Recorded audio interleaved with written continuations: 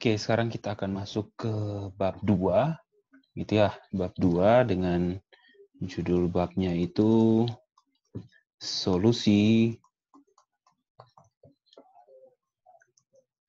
gitu ya, persamaan dengan satu variabel, gitu ya. Jadi ini seperti yang sebelumnya, yang sudah sempat diceritakan kepada teman-teman mahasiswa, gitu ya. Kalau kita diminta untuk menyelesaikan persamaan x kuadrat plus 2x plus 1 sama dengan 0, itu kan teman-teman sudah familiar gitu ya caranya. Ya, dengan kita memfaktorkan, nanti kita akan dapat x plus 1 dikuadratkan sama dengan 0, kita akan dapat x-nya sama dengan negatif 1, gitu kan ya. Nah, tapi tidak semua masalah menyelesaikan persamaan dengan satu variabel itu semudah ini, gitu ya. Misalkan diberikan fungsinya, tolong selesaikan ini, pangkat min 2x kuadrat plus 5x tambah log x, gitu ya. Terus ditambah 2 pangkat min x plus 7 sama dengan 0, misalkan kayak gitu. Nah, ini kan untuk seperti ini, kalau kita menyelesaikan secara analitik atau secara pasti nilainya, itu kan cukup sulit, begitu ya. Oleh karena itu, di sini kita akan menggunakan bantuan hampiran atau aproksimasi untuk mendekati, untuk mencari suatu nilai x, gitu ya. Kita namakan x bintang, supaya nilai dari f(x) bintang ini kira-kira mendekati 0 lah, gitu ya, untuk misalkan fx-nya yang ini. Gitu. Nah, sekarang pertanyaannya begini, apakah harus masalahnya harus semuanya fx sama dengan 0 gitu ya? Gitu ya. Sebenarnya jawabannya tidak juga gitu. Tapi semua permasalahan, semua persamaan dengan satu variabel itu bisa kita bawa ke dalam bentuk ini. Gitu ya. Contoh, misalkan kita diminta menyelesaikan persamaan x kuadrat min 5x tambah 9 sama dengan 4. Ini kan kita bisa rubah ya, jadi x kuadrat min 5x tambah 5 sama dengan 0. Gitu. Jadi tidak harus sama dengan 0, tapi semua persamaan dengan satu variabel kita bisa rubah menjadi apa? Ya, jadi gini ya, bentuk gini ya, fx sama dengan 0.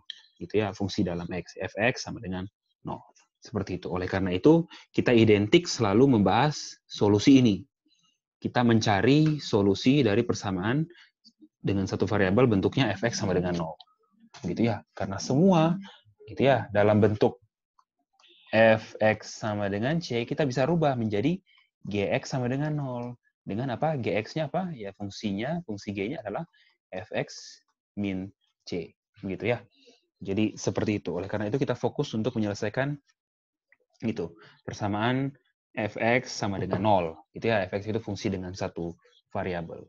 Nah, metode yang akan kita pelajari di sini yang pertama adalah metode bagi dua, gitu ya.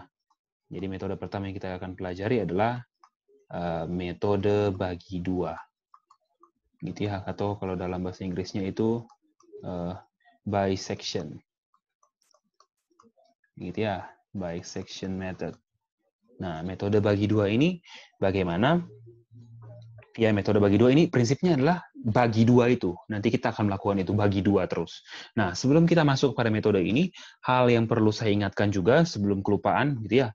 Ingat kalau semua fungsi yang kita kerjakan atau kita cari solusinya pada bab 2 ini, pada masalah ini adalah fungsi yang mana fungsinya harus kontinu. Gitu ya.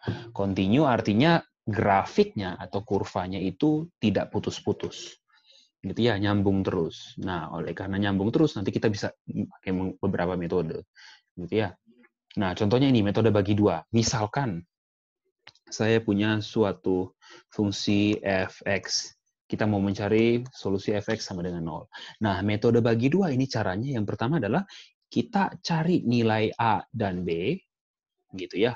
Sehingga yang pertama, peta dari A oleh si F itu bernilai positif atau negatif, boleh. Oke, A-nya saya ambil negatif ya, karena di buku A-nya itu identik dengan yang negatif. Dan B-nya, peta dari B itu nilainya positif. Nah, kenapa saya pilih ini? Karena itu, kita menggunakan apa? Intermediate intermediate value theorem ya. Kalau kita sudah ketemu nilai A dan B sehingga FA negatif, FB positif dan fungsinya ini continue, gitu ya. Berdasarkan intermediate value theorem kita bisa menemukan apa? Maka terdapat C anggota selang tutup A, B sehingga apa? Peta dari C sama dengan 0. Gitu ya. Nah, itu. Jadi gunanya seperti itu. Nah, sekarang bagaimana caranya mencari nilai C? Kita lakukan bagi dua. Nanti yang pertama kita tentukan, gitu ya. Ini jalan cara kerjanya menggunakan iterasi. Nah, iterasi pertama kalian cari nilai X1. Caranya bagaimana? Dijumlahkan A ditambah B terus dibagi dua. Seperti nama metodenya ya, metode bagi dua. Terus kemudian dievaluasi nilai X1 dengan F-nya. Kalau nilai X1-nya positif, maka kita ganti B-nya dengan X1. Gitu ya. Ganti B-nya dengan X1. Jadi nanti kita punya nilai B baru, yaitu si X1. Tapi kalau Fx1-nya negatif, kita ganti dengan si A. Gitu. Karena apa? Kenapa kita ganti dengan yang sama? Karena tujuan kita apa? Kita mau mencari solusi, kita mau cari nilai C sehingga apa? Fc-nya sama dengan 0. Artinya apa? Selang yang kita punya atau interval yang kita punya harus titik ujungnya nilainya berbeda. Satu negatif, satu positif. Jadi kalau kita ketemu positif, jangan kita ganti sama yang A. Karena kalau kita ganti sama yang A, nanti positif dua-duanya. Tidak menjamin, belum tentu. Kita tidak tahu pasti apakah di antara kedua nilai positif itu ada solusi untuk fx sama dengan 0. Gitu. Oleh karena itu kita cari yang negatif. Gitu. Nah, nanti kalau fx-nya kurang dari 0, kita ganti B, kita ganti A-nya. Ganti A-nya dengan X1. Gitu. Baru kita lanjut lagi ke iterasi yang kedua. Iterasi kedua sama lagi. Kalau misalkan terpilih B, berarti kita punya A ditambah X1 per 2. Begitu. Terus kalau yang digantinya A, berarti kita punya apa? Ya, X1 tambah B dibagi 2. Nanti kita akan dapat nilai X2-nya, kita evaluasi lagi. Gitu ya. Kalau Fx2-nya positif, kita ganti dengan B. Ganti B dengan X2. Kalau Fx2-nya negatif, kita ganti dengan ganti A-nya gitu ya dengan X2. Begitu seterusnya. Gitu. Nah, kalau secara interval, ya kita bisa gambarkan seperti ini. Awalnya kita punya A dan B, gitu teman-teman. Nah, dari A dan B kita akan ketemu X1. X1-nya apa? A tambah B per 2 gitu kan ya. A tambah B per 2, yang pasti di antara A dan B. Nanti kita cek, kalau X1 positif, ya kita tutup di sini. Kita punya interval baru lagi. Kalau X1-nya negatif, kita tutup di sini. Jadi kita punya A dengan B. Kalau yang tadi kita punya ini. Gitu kan? Kemudian kita evaluasi. Misalkan gitu ya, asumsikan yang terganti itu adalah nilai B. Gitu ya, berarti kita punya X1, kita punya interval baru. Terus kemudian dapat nilai X2. Misalkan yang terganti A, berarti kita dapat lagi interval baru, X2, X1. Nanti kita akan memperkecil intervalnya.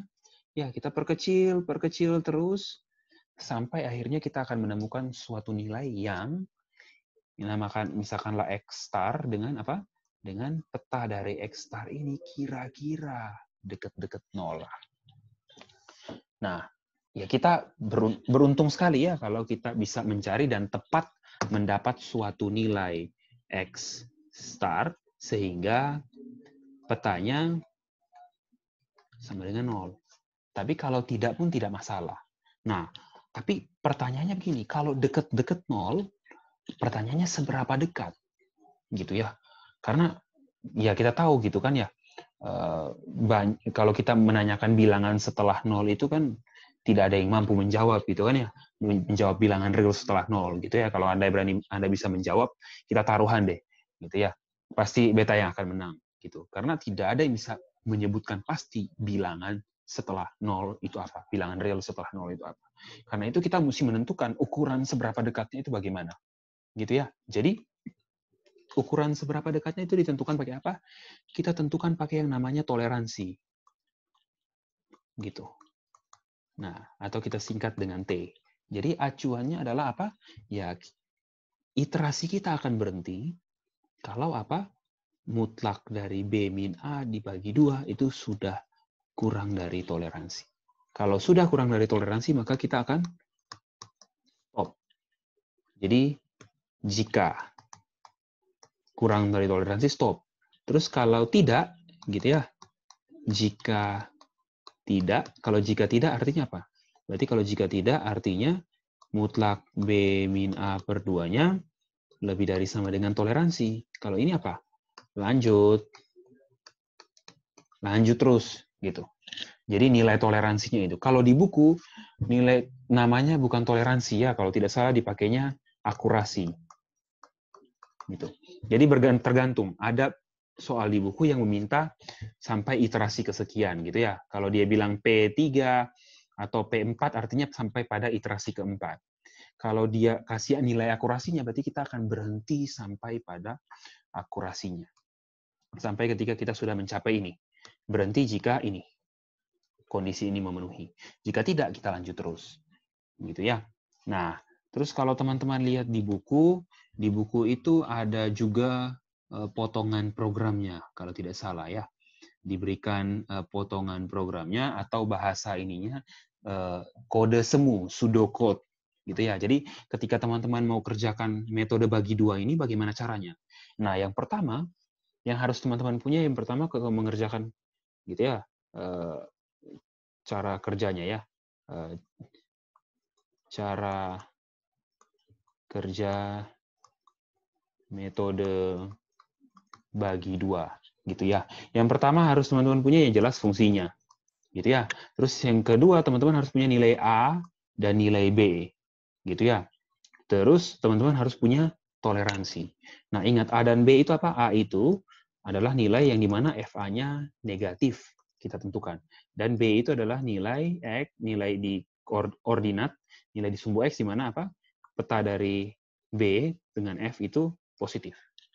Nah, terus kemudian gitu ya, cara kerjanya yang pertama kita mulai. Gitu ya. Mulai iterasi 1. Iterasi 1. Iterasi 1 yang pertama kita lakukan apa? Kita tentukan. Gitu ya. Jadi iterasinya kita bilang iterasi I. Gitu ya, iterasi ke I. Nah, XI itu adalah apa? B ditambah A bagi 2. Gitu ya. Setelah kita tambah bagi 2, gitu ya. Kita bilang itu, terus kemudian gitu ya. Setelah kita tentukan XI-nya, sorry, ini tidak ada kurung. Gitu ya. Jadi cara kerjanya seperti ini ya. Jadi XI itu B tambah A bagi 2. Nah, kemudian setelah kita sudah ini, kita cek. Periksa nilai XI.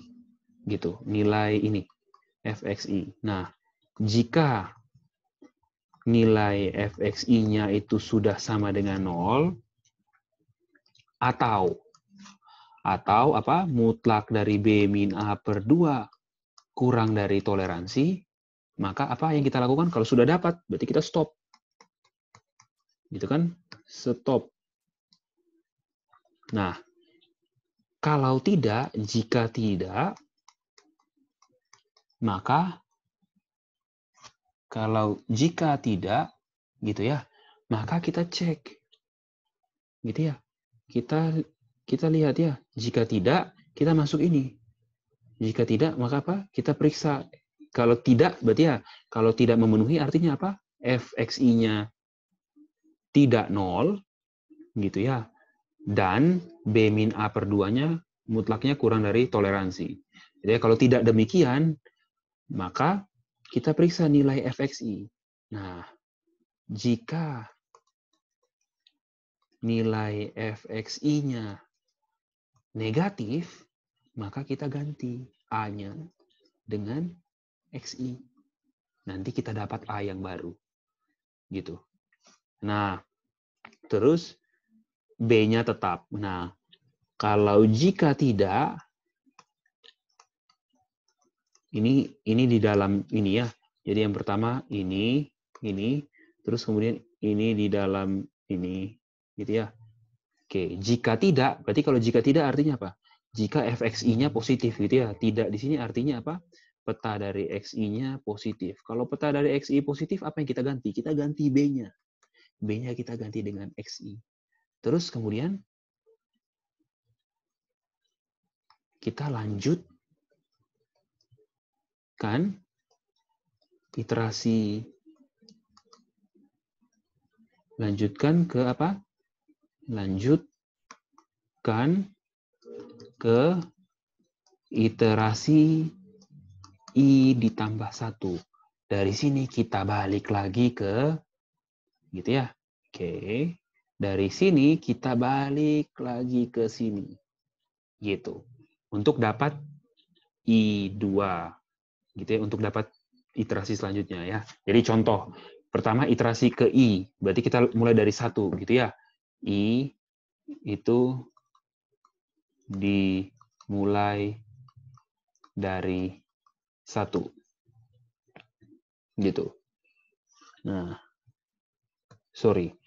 Oke, kalau sudah ini jangan lanjut ke iterasi ini. Kita definisikan apa? Kita buat I-nya itu sama dengan I ditambah 1. Artinya, contoh, misalkan kita mulai dari 1 ya. Iterasi 1 kita dapat X1 B tambah A per 2. Terus kita periksa nilai Fx1. Kalau Fx1 0 atau B min A per 2 sudah kurang dari toleransi, kita stop.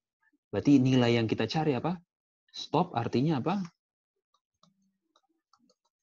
Nilai yang dicari adalah ya XI gitu.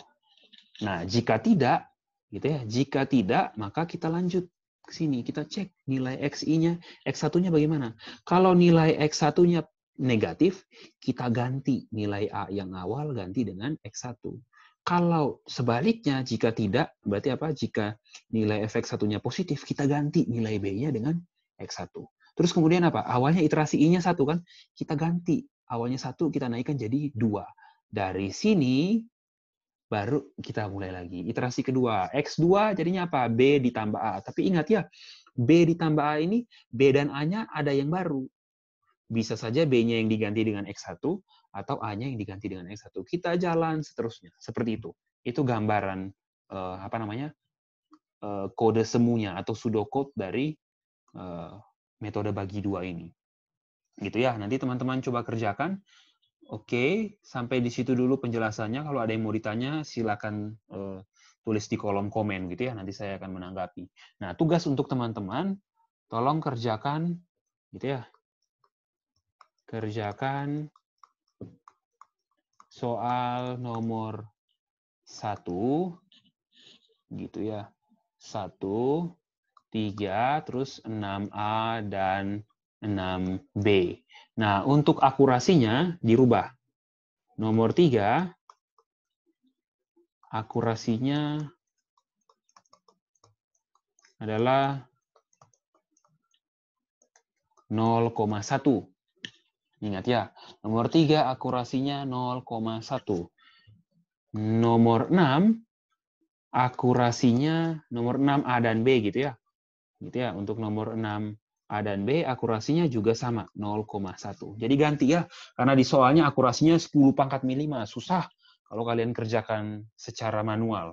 Gitu ya, karena di sini belum diajarkan metode menggunakan MATLAB-nya atau programnya. Jadi cukup akurasinya diganti 0,1. Oke, kalau begitu sekian dari kuliahnya. Terima kasih.